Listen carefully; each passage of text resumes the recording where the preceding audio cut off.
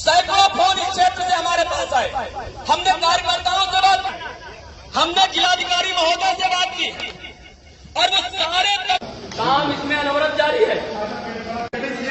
ये काम कैसे हो रहा है, कौन करवा रहा है, इसका जिम्मेदार कौन है, जिसका जवाब कौन देगा।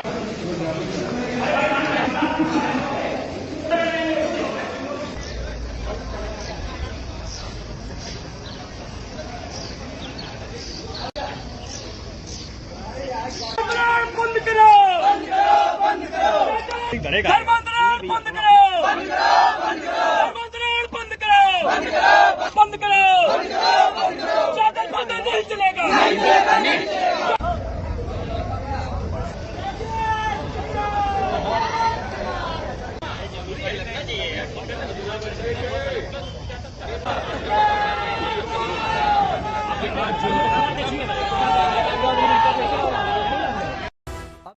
वीडियो को देख लिया। सबसे हैरान कर देने वाली बात